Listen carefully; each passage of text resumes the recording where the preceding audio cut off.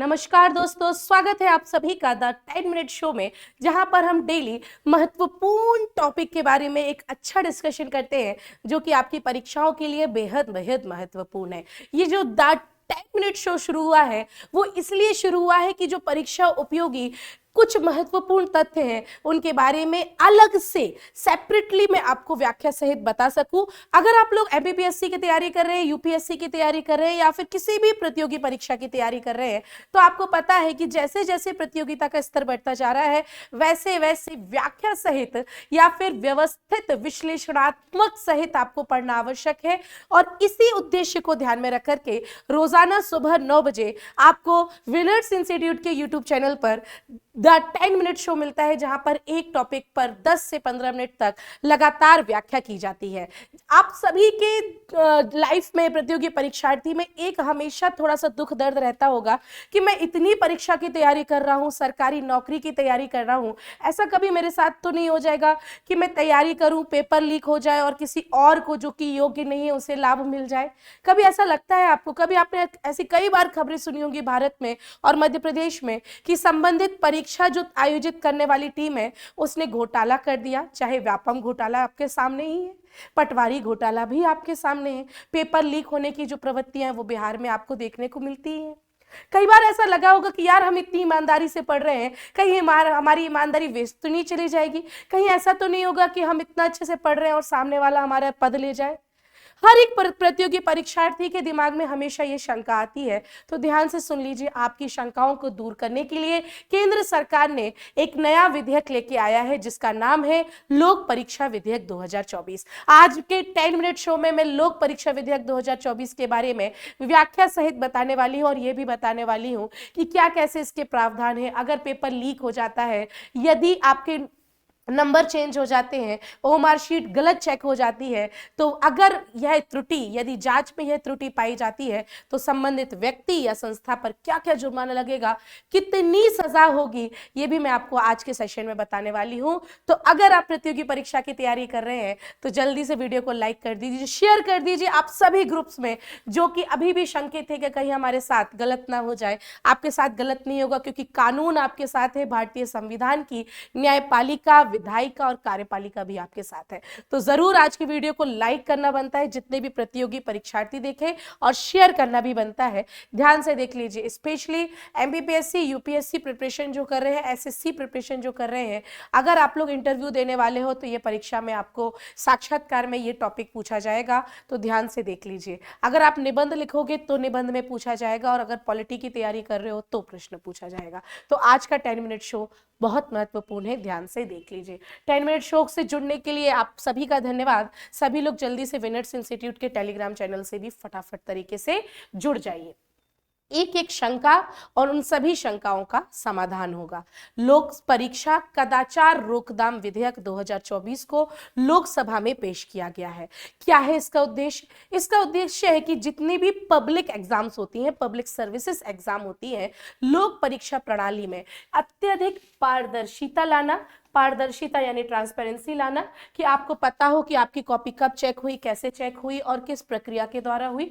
तो लोक परीक्षा प्रणाली में पारदर्शिता, निष्पक्षता और विश्वसनीयता लाने के लिए किसी भी प्रकार का पक्षपात नहीं होगा। बोलना मत कि चाचा विधायक है हमारे, इससे काम नहीं चलने वाला है। आपकी मेहनत ही आपको आपका जो लक्ष्य है वो प्रदान करेगी। याद रखना, पारदर्शिता, निष्पक्षता और विश्वसनीयता लाने के लिए जितने भी अनुचित साधन है, गलत साधनों का प्रयोग किया जाता है, उन सभी को रोकने के लिए लोक परीक्षा विधेयक 2024 लोकसभा में पेश किया गया है। एक बार जब यह अधिनियम बन जाएगा, राष्ट्रपति की सिग्नेचर हो जाएगी, यानी कि जब यह विधेयक कानून बन जाएगा, तब राज्यों के लिए अपने विवेक पर इसे अपनाने के क्रम में एक मॉडल मसौदा के रूप में यह काम करेगा। मतलब आगे चल के जब यह कानून बन जाता है तो राज्य अपने राज्य में इस विधेयक या इस कानून को एक्टिव कर सकते हैं और अपने अनुसार इसे लागू भी कर सकते हैं।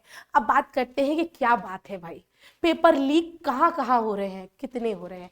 आप सभी को पता है, आप सभी प्रतियोगी परीक्षार्थी हैं कि देश भर में प्रतियोगी परीक्षाओं में प्रश्न पत्र के लीक होने के मामले बहुत ज्यादा आते हैं। इतने लाख रुपए में पेपर लीक हो गया।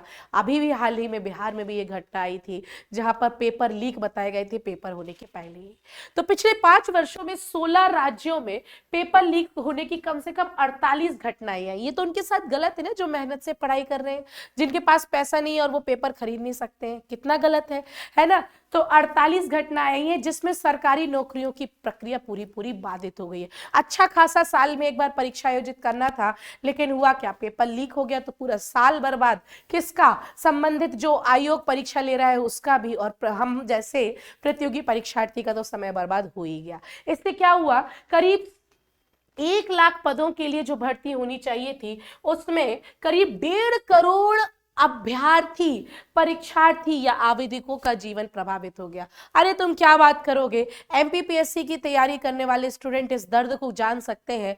2019 की परीक्षा थी, 2023 में इसकी नियुक्ति हुई है, उन बीच के सालों में उनका पूरा का पूरा जीवन प्रभावित हुआ है। एक बहुत बड़ा मानसिक प्रताड़ना है ये, बहुत बड़ी मानसिक प्रताड़ना है कि पेपर लीक हो गया, किसी और के दोषों की सजा कई लाखों अभ्यर्थियों को, कई लाखों आवेदकों को भुगतना पड़ता है। इसका दर्द मध्य प्रदेश के अभ्यर्थी तो सबसे ज्यादा जानते ही जानते हैं, और अन्य राज्यों के भी जानते हैं जहां पर कोई ना कोई परीक्षा इस कारण से प्रभावित हुई होगी। अब देखते हैं, थोड़ा सा मानचित्र में समझते हैं कि वह कौन कौन से राज्य हैं जहां पर पेपर की जो लीक होने की समस्या के कारण प्रभाव हुआ है। तो थोड़ा सा इस भारत के मानचित्र को देखना। इस मानचित्र में आपको सारे राज्यों के बारे में बता रहे हैं। रेड कलर का जो निशान है वो ये बता रहा है कि परीक्षाएं कहां कहां पर प्रभावित हुई हैं। पदों में भी प्रभाव होता है भैया, जिस योग्य को वो पद मिलना चाहिए उसे मिलता ही नहीं है। और साथ ही साथ आवेदकों की संख्या के बारे में भी चर्चा की गई है, जो कि आपको इस 3 कलर के माध्यम से देखी गई है। अगर हम मध्य प्रदेश के अभ्यर्थी, परीक्षार्थी या आवेदक के रूप में देखते हैं तो मध्य प्रदेश में पिछले सालों से 5 एग्जाम सिर्फ रद्द कर दिए गए। 5 एग्जाम, समझ रहे हो सकता है तुम उसके परीक्षार्थी हो, पटवारी आवेदकों, क्या सुन रहे हो आप मेरी बात? हाँ, तो 5 एग्जाम, जिसमें से करीब 3,690 पद और करीब 1,64,000 जो आवेदक हैं उनका जीवन प्रभावित हुआ है। आ रही बात समझ में? हाँ जी, मध्य प्रदेश में 5 है। अगर आप अन्य राज्यों में देखोगे तो अन्य राज्यों में आपको 1 या 2 मिल रही है, पर हाँ, मध्य प्रदेश में के अलावा राजस्थान के बारे में भी आपको पता है। राजस्थान में 7 प्रतियोगी परीक्षाएं प्रभावित हुई हैं और करीब 38 लाख अभ्यर्थी इससे प्रभावित हुए हैं। एक बहुत सोचने का विषय है। मुझे लगता है इसको कानून को आने में बहुत देरी हो चुकी है। पता नहीं कितने अभ्यर्थी थे जिन्होंने इस परीक्षा के रद्द होने के कारण आत्महत्या कर ली, मानसिक तनाव में आ गए। बहुत देरी हो गई है, पर ठीक है, यही बोला जा सकता है कि देर आए दुरुस्त आए, पर आ जाए। अभी तो विधेयक है, कानून बन जाए और लागू हो जाए और किसी भी प्रकार का अब इसमें बाधा ना आए। आ रही बात समझ में? आज का सेशन इंपॉर्टेंट है, दुखता हुआ जो दर्द है ना उस पर चर्चा कर रहे हैं। चलिए, क्या कारण है? कदाचार के कारण परीक्षाएं देर होती हैं। आप सभी को पता है जितनी भी परीक्षाएं हैं, अगर कोई व्यक्ति की कोई गलती होती है या संस्था की गलती होती है तो उससे परीक्षाओं में देरी आ जाती है, या तो परीक्षाएं पूरी की पूरी रद्द ही कर दी जाती है, जिससे कि युवाओं की जो आगे की संभावनाएं हैं, भविष्य है, उस पर गलत या प्रतिकूल प्रभाव पड़ता है। वर्तमान में अपनाए गए अनुचित तरीकों और किए गए अपराधों से निपटने के लिए अभी तक कोई भी ठोस कानून नहीं था कि भाई साहब अगर संबंधित संस्था या व्यक्ति ऐसा कुछ करती तो कोई सजा का प्रावधान भी नहीं था। समझ रहे हो? सोचो जरा। ठीक है, व्यापक केंद्रीय कानून के माध्यम से अब परीक्षा प्रणाली के जो भीतर की कमजोरियां हैं उसका लाभ भी लोग उठाते थे। व्यापम घोटाला सबके सामने है और इन सभी घटनाओं के कारण परीक्षा देर हो जाती थी, परीक्षा में देरी हो जाती थी, पदों का सही बंटवारा नहीं होता था, पेपर लीक हो जाते थे। ये समस्याएं देखने को मिली है। अधिक पारदर्शिता लाना है अब एग्जाम्स में। अब जितने भी पब्लिक सेक्टर के एग्जाम होंगे उसमें पारदर्शिता लानी है, निष्पक्षता लानी है और विश्वसनीयता लानी है, ताकि युवाओं के मन में यह विश्वास बैठाया जा सके कि उन्होंने जितनी ईमानदारी और वास्तविक प्रयासों से यह प्रतियोगी परीक्षा की तैयारी की है उसका पुरस्कार उन्हें मिलेगा और उनका भविष्य भी सुरक्षित रहेगा। आधे से ज्यादा अभ्यर्थी अब तो प्रतियोगी परीक्षा देना ही बंद कर चुके हैं, क्योंकि कोई और के जो पाप है उनकी सजा उन्हें भुगतनी पड़ती थी। आ रही बात समझ में? क्या आप उसमें से एक तो नहीं है? मुझे कमेंट सेक्शन में जरूर बताना। क्या तुम्हारे जानने वाले कोई एक तो नहीं है? मुझे ये भी कमेंट सेक्शन में बताना। ठीक है, तो अब क्या है, जो युवा वास्तव में तैयारी करते हैं उनके लिए, उनके भविष्य को सुरक्षित रखने का विश्वास दिलाने के लिए भी ये लोक परीक्षा कदाचार निरोधक विधेयक 2024 लाया गया है। ठीक है, यदि कोई व्यक्ति, कोई समूह या संस्थान को प्रभावित ढंग से या कानूनी रूप से रोकना है तो इस कानून के अंतर्गत इसमें पूरी तरह से प्रतिबंध लगाए गए हैं। थोड़ा सा समझना कि इस विधेयक के प्रावधान क्या है, ध्यान से समझना। आप किस एग्जाम की प्रिपरेशन कर रहे हैं, मुझे कमेंट सेक्शन में बताइए आप कौन से एग्जाम की प्रिपरेशन कर रहे हैं।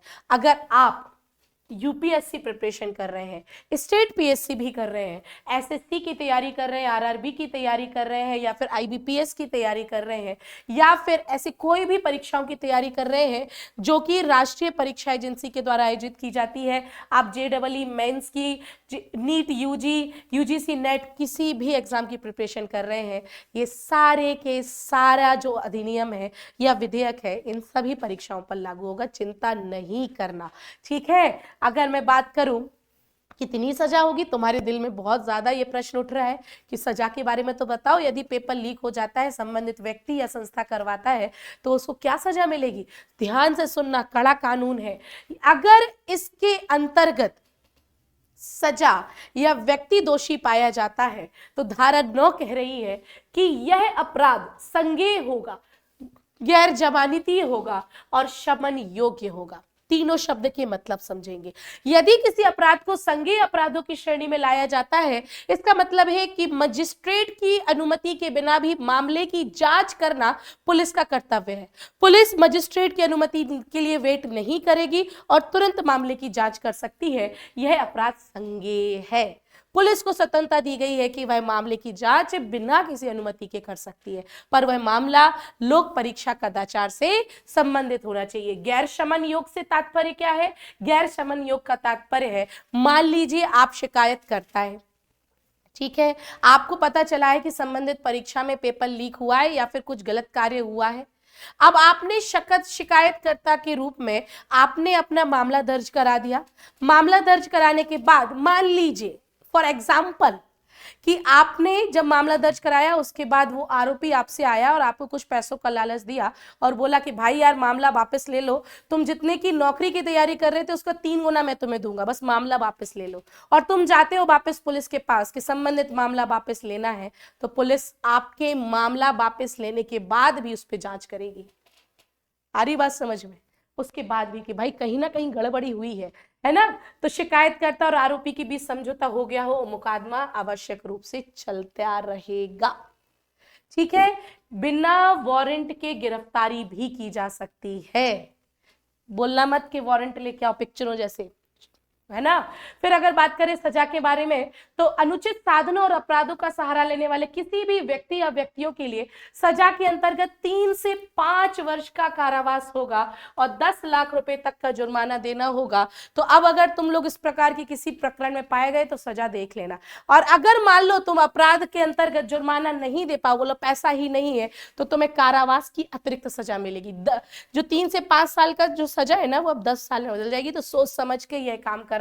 और सिर्फ आप नहीं, जितने भी अगर कोई संस्था या समूह ये वीडियो देख रहा होगा तो उसको भी देख लेना। ठीक है, मान लीजिए कि परीक्षा संचालन के लिए जो सार्वजनिक परीक्षा प्राधिकरण है, मतलब कोई अगर जो इंस्टीट्यूट है जिसको ये पूरी जिम्मेदारी दी गई है कि तुम इस परीक्षा को करवाओ, और संबंधित इंस्टीट्यूट ही उसमें आता है, सेवा प्रदाता ही परीक्षा लीक करवाता है, तो उसके लिए जुर्माना बहुत बड़ा है, 1 करोड़ रुपए का जुर्माना देना होगा।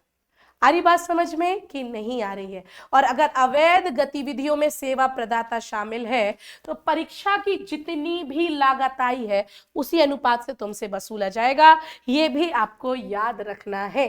ठीक है, क्या क्या कर सकते हैं परीक्षा लीक करने में या लोक परीक्षा में कदाचार क्या क्या हो सकता है?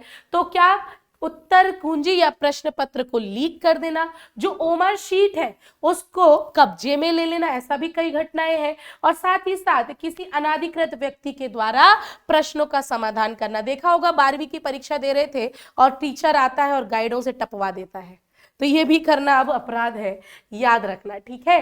यह अनुभाग उम्मीदवारों की शॉर्ट लिस्टिंग या उम्मीदवार की योग्यता रैंक को अंतिम रूप से देने हेतु अगर दस्तावेजों के साथ छेड़खानी होती है, आपकी रैंक आ रही थी लेकिन फर्स्ट से आप 10th में पहुंच गए और पता चला कि इसमें कुछ ना कुछ धोखाधड़ी हुई है, वो भी इस अपराध में शामिल है। कंप्यूटर सिस्टम से धोखाधड़ी करो, फर्जी प्रवेश पत्र, चंबल संभाग, उत्तरी क्षेत्र देखा गया है ये, ऑफर लेटर, इन सब में धोखाधड़ी हो तो ये भी इसके अंतर्गत आएगा। जांच और प्रवर्तन कौन करेगा? पुलिस उपाधीक्षक इसमें पूरा का पूरा अपना अपराधों की जांच करने का नियम रखता है और इसके लिए उच्च स्तरीय राष्ट्रीय तकनीकी समिति की भी स्थापना की जाएगी, जो कि डिजिटल प्लेटफॉर्म को सुरक्षित करने के लिए और आईटी की सुरक्षा को व्यवस्थित करने के लिए एक रणनीति तैयार करेगी। ये भी आपको ध्यान में रखना है। साथ ही साथ कुछ ना कुछ प्रतिबंधों से संबंधित खामियां भी हैं। हो सकता है कि कई लोग इसका अनुसरण ना करें, जिसके लिए आगे विधेयक पर चर्चा कर भी रही है। कई लोग वित्तीय लाभ के लिए भी इसका गलत प्रयोग कर सकते हैं। लोक परीक्षा के संबंध में इस पे भी चर्चा चल रही है। तो मैं उम्मीद करती हूँ कि आज का जो 10 मिनट सेशन है आपको समझ में आया होगा। आज मैंने लोक परीक्षा कदाचार विधेयक 2024 के बारे में चर्चा की है, जिसमें मैंने आपको बताया है कि अगर प्रतियोगी परीक्षा में कुछ कमियां आती हैं, कुछ अवैध घटनाएं होती हैं, परीक्षा के साथ धोखाधड़ी की जाती है, तो अब परीक्षार्थी या फिर अभ्यर्थी जो परीक्षा की तैयारी कर रहे हैं, उनकी भविष्य की सुरक्षा के लिए, परीक्षा में विश्वास बनाए रखने के लिए केंद्र सरकार के द्वारा यह विधेयक लाया गया है। अब भविष्य में देखना होगा कि आगे क्या प्रक्रिया रहती है।